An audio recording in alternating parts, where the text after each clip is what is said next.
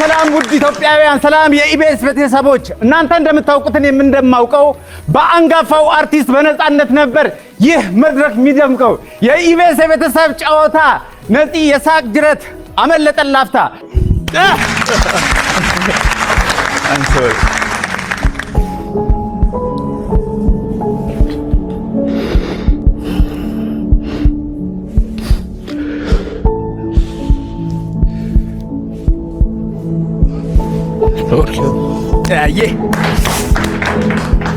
ጥልቅ የጥበብ ሰው ድንገት ቢያመልጠን እኛ ታናናሾች ይህን እንድንሞክር ህዝብ ዕድሉን ሰጠን። እኛም ተቀበልን የከበረ አደራ። በቻልነው ልንሞክር፣ በቻልነው ልንሰራ። አግዙን፣ አበርቱን። አዎ እኛም እንደግ። መንገዱ ከባድ ነው፣ በነፃነት ሜዳ ራስን መፈለግ። እንተዋወቅ። ኮሜዲያን ያሲር ረዲ መጠሪያ ስሜ ነው። የኢቢኤስ ቤተሰብ ጨዋታን በቀለሜ ለማቅረብ እየሞከርኩ ነው።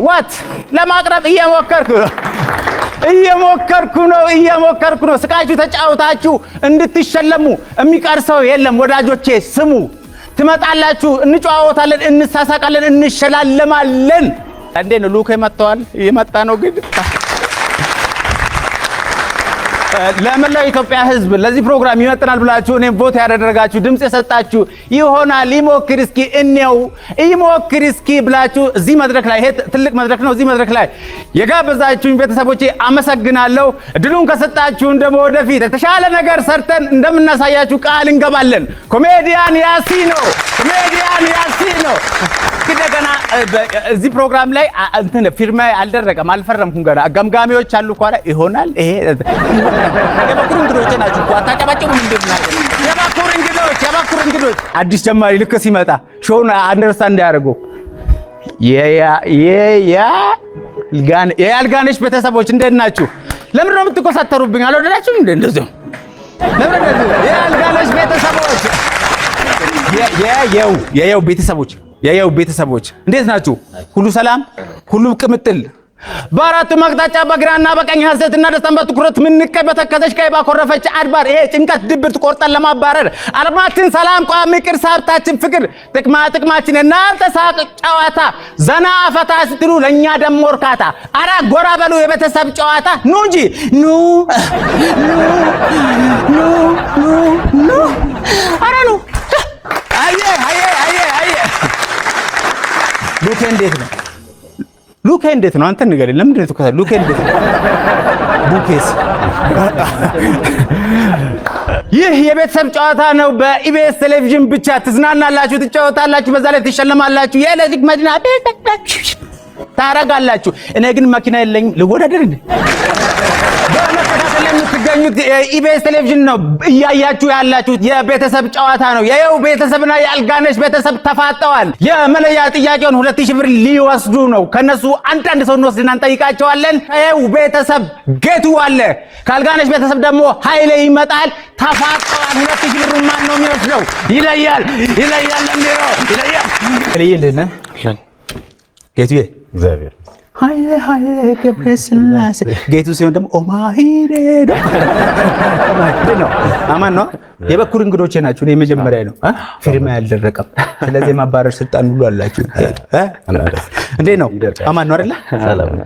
እሺ የመለያ ጥያቄ ጠይቃችኋለሁ። ከዛ ቀድሞ የመለሰ 2000 ብር ተሸላሚ ይሆናል ማለት ነው። በእግር ኳስ ከዓለም የታወቀች ጌቱዬ እንዴት ሰላም ነው? ድራመር ነው የምትመስለው ሁለታችን። እሺ በእግር ኳስ ከዓለም የታወቀች ሀገር ጥቀስ። ትንሽ ለትንሽ ነው። በማይክሮ ሰከንድ። እሺ ብራዚል።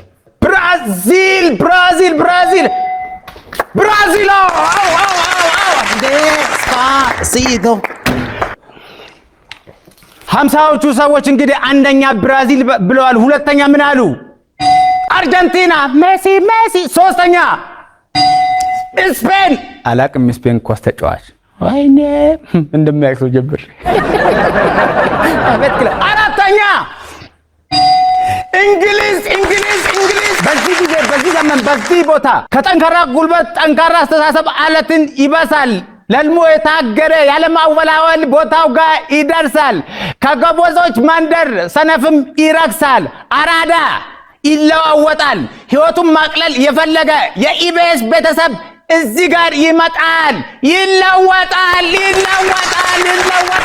የመጀመሪያውን የ2000 ብር ጥያቄ የየው ቤተሰቦች አሸንፈዋል። እኔ አልጋነሽ ቤተሰብ ምንም ይላችሁ የትዬ አማን ነው ሁሉ ሸጋ ፋሲሎ ማንደፍሮ ማንደፍሮ እንዴት ነህ? አማን ነው ተክሊዬ ሁሉ አማን ሁሉ ሸጋ። የበኩር እንግዶቼ ስለሆናችሁ እንግዲህ በአዲስ መልክ ነው የምንተዋወቀው። እናንተን የጠየቃችሁ ከዚህ በፊት ነፍሱን ይማረውና ነጽዬ ነው። ነጽ በጣም ትልቅ አርቲስት ነው። ትልቅ አንጋፋ አርቲስት ነው። በእውነቱ እዚህ ቦታ ላይ እሱ ቦታ ላይ ቆሞ መስራት በጣም ከባድ ነው። በጣም የከበደ ነው። እኛም ከብዶናል፣ ግን ደግሞ እንሞክራለን። እየሞከርን ነው። እንተዋወቅ። መምህር ጌቱ እባላለሁ። የምን መምህር ነህ? ስፖርት ሳይንስ። የስፖርት መምህር ነው አይደለ? ኦኬ። ትዳር ልጆች አለኝ። እኔ እንዳገባ ትመክረኛለህ? በጣም እኔን ግን የሚያገባኝ የለም። ከምንም አላገባውም። እድሜ አይደለ? እሺ ጌትዬ በባትሪም እሺ ጌትዬ 25 ሰከንድ አለ። ወደ መጀመሪያው ጥያቄ እንገባለን። ሰዎች ገንዘብ ላለማበደር የሚሰጡት ሰበብ ጥቀስ። ሰዎች ስለምን ሲያስቡ ሊፈሩ ወይም ሊጨነቁ ይችላሉ? ስለሞት። በትራንስፖርት ውስጥ ሰዎች ስለምን ሊወያዩ ወይም ሊከራከሩ ይችላሉ? ስለ ኑሮ ውድነት። ሰዎች የጀመሩት መድኃኒት ወስደው ሳይጨርሱ የሚያቋርጡበት ምክንያት ምን ሊሆን ይችላል? መድኃኒቱ ካልተስማማ። ሰዎች ገንዘብ ለማበደር የሚሰጡት ሰበብ ጥቀስ። ደሞዝ አልደረሰም። ያለ ደሞዝ መበደር ትችላለህ። ሶሪ ጌትዬ። ሰዎች ስለምን ሲያስቡ ሊፈሩ ወይም ሊጨነቁ ይችላሉ? ስለሞት። በትራንስፖርቱ ሰዎች ስለምን ሊወያዩ ኧረ እባክህ አንድ ያርበቴ ሊቀቅ። ተው ተፈታታ። ተው እንጂ ዋልልኝ ውለታ።